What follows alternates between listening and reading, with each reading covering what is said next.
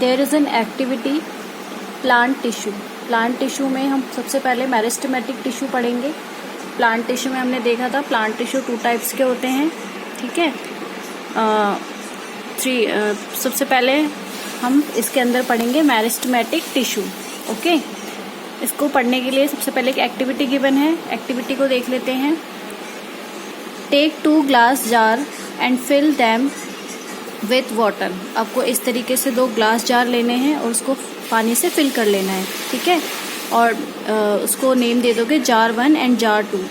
Now take 2 onion bulbs and place 1 on each jar as shown in figure 6.1। अब आपको क्या करना है, जो पानी से भरा हुआ जार आपने लिया है इसमें आपको अनियन बल्ब ऐसे उल्टा करके रखना है जिसकी रूट हो, ठीक है, जिसकी रूट हो इस तरीके का आपको अनियन लेना है और इसको इस डायरेक्शन में जार के अंदर डिप करके रखना है।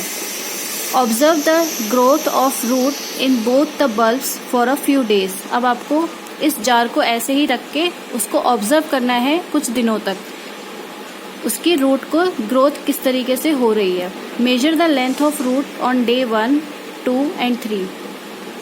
रखने के बाद आप 3 दिन तक इसको क्या करोगे, मेजर करोगे इसकी रूट को कि उसकी रूट कितनी ग्रो कर रही है, ओके।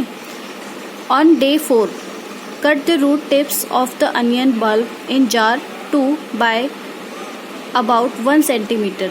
अब आपको क्या करना है, डे 4 में 3 दिन तक तो आपने उसकी ग्रोथ को चेक किया। डे 4 में आपको क्या करना है, उसका जो जार 2 है, जार 2 का जो ये रूट है आपको 1 सेंटीमीटर के आसपास कट कर देना है, ठीक है। अबाउट 1 सेंटीमीटर आपको कट कर देना है उसकी रूट को।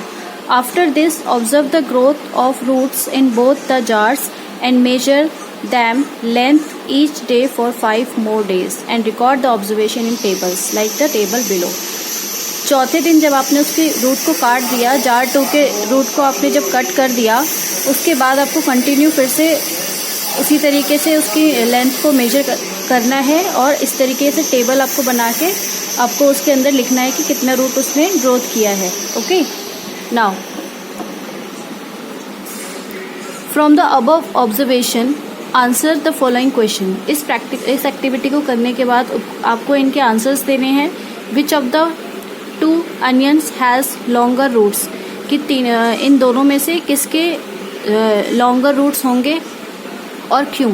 Do the roots continue growing even after we have remove their tips, कि क्या इसके रूट कंटिन्यू ग्रो करेंगे जब हम सेकेंड वाले जार का जो अनियन का रूट है उसको कट कर देंगे, तो क्या उसके बाद भी उसका जो रूट है वो ग्रो करेगा।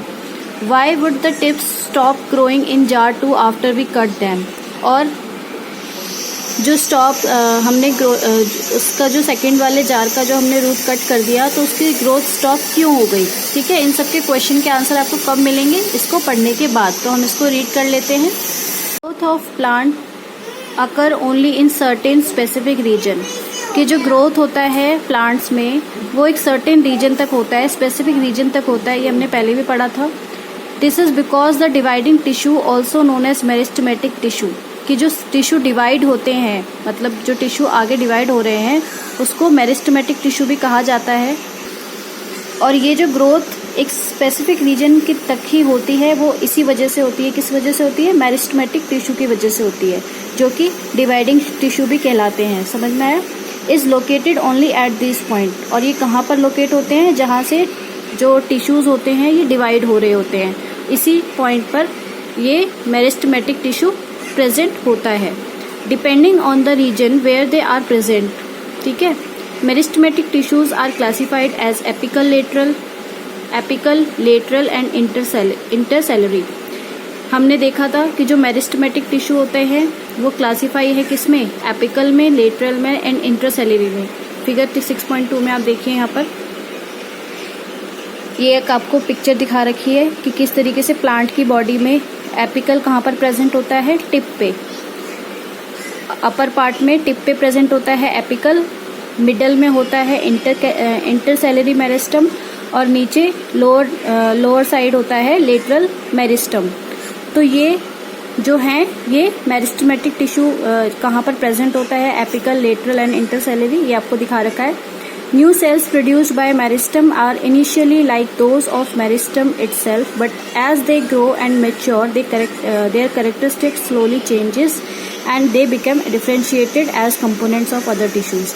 क्या होता है कि ये जो आपको दिखा रखे हैं एपिकल, इंटरसेलरी एंड लेटरल मेरिस्टम, इसमें नए सेल्स यहाँ से जनरेट होते हैं, नए जो टिश्यूज होते हैं वो इसी एंड से बनते हैं, ठीक है, टिप से ही बनते हैं। ये इनके ग्रोथ का जो ये इनका पॉइंट है, ये ग्रोथ का पॉइंट है, इसी पॉइंट से वो नए नए टिश्यूज बनते हैं, डिवाइड होते हैं, ठीक है। और जैसे जैसे ये डिवाइड होते हैं, ये अपने आप को जैसे जैसे बड़े होते हैं, मैच्योर होने लग जाते हैं ये टिश्यूज, तो ये अपनी कैरेक्टरिस्टिक को धीरे धीरे चेंज कर देते हैं, ठीक है।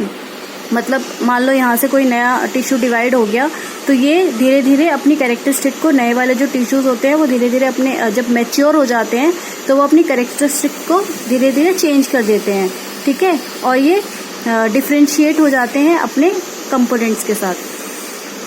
Apical meristem is present at the growing tips of stems and roots and increase the length of the stem and the root.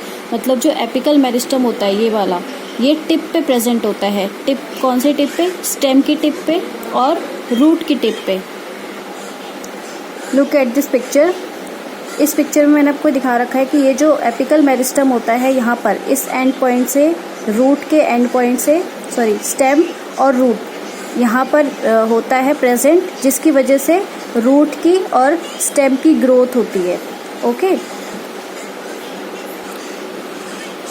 The girth of the stem और roots increases due to lateral meristem. अब जो lateral meristem होता है ये वाला, ये क्या करता है?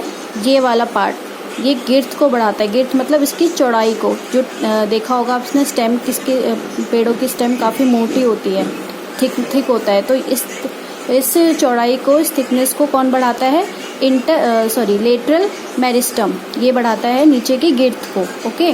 Now intercalary meristem is the meristem at the base of the leaves and internodes on either side of the nodes or on twigs.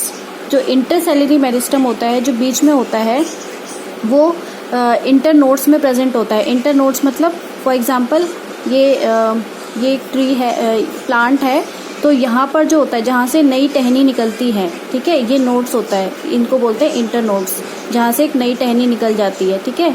तो ये यहाँ पर प्रेजेंट होता है, जो कि नई ब्रांचेस को ग्रोथ में लाता है, ठीक है। ये कहाँ पर होता है? ये एपिकल मेरिस्टम के लेफ्ट बिहाइंड होता है, पीछे की तरफ होता है एपिकल मेरिस्टम के।